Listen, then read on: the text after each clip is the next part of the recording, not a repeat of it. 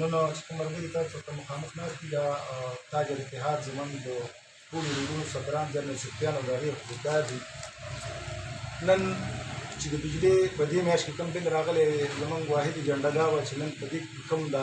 بل اډجسټمنټ په مټ کې پیسې راغلي دي، نو په لومړۍ ورځ باندې حاجي برو هغې سره چې کومه خبره کړې وه نو هغې ورته په دویمه ورځ یا درېیمه ورځ ویلي دي چې یاره دا هغه د فلډ ریلیف کوم چې و هغه یې ختم کړی دی. نو په دې کې د بحث نه پس د نتیجې ته موږ ورسېدلو چې دا د فلډ پیسې نه دي بلکې دا دوی جرمانې لګولي دي، ځکه چې فلډ کې خو دوی بجلي ورکړې نه ده او بجلي ونه فلډ کې دوکاندار بجلي د 7 ورځې خو زما په هغه دوکاندار همداسې ناست و او بیا چې چا ایوریج بل 4000 3000 دی 5000 دی نو هغه پسې 9 او 10000 او 12000 راغلی دی. نو دا فلډ ریلیف چې بجلي استعمال شوې نه ده او ته پسې د هغې په 3 عمره بل لیږي نو دا بالکل قابل قبول نه دی تاجر برادرۍ ته. او په دغه بنیاد باندې دا فیصله وشوله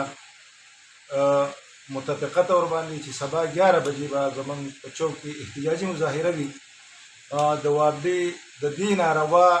چې کوم بلونه دي او ورسره لوډ شیډینګ دی. نن څلورمه ورځ ده چې د سهار نه تر د ماښامه پورې بجلي نه وي. زموږ ورور خبره وکړله چې په دې کې د اختر را روان دی او د دوکاندار بالکل په ټپه ناست دی. بله خبره دا ده چې زموږ تاجران ورونه څومره هم تللي دي، زه خو لا اوسه پورې نه یم ورغلی، خو دلته چې کوم اس ډي او صاحب زموږ راغلی زما په ښه د علاقې سره تعلق ساتي خو د پښتو د روایاتو نه زما په خیال خبر نه دی، ځکه چې زما د ټولو تاجران څومره چې راغلي دي نو د هغه ټولو سره هغه وایي چې یاره د هغه خو رویه داسې ده چې ته به وایې دا اس ډي او نه دی چېرته بل شان کس ناست دی یا هغه معذرت سره وایم خو هغه پیرون لفظ مې خولې له راځي خو دا په مناسب نه دي، خو بالکل وي هغه شان رویه خلکو سره ساتي. نو زه حیران یم چې خو ډېر متشرع سړی دی، په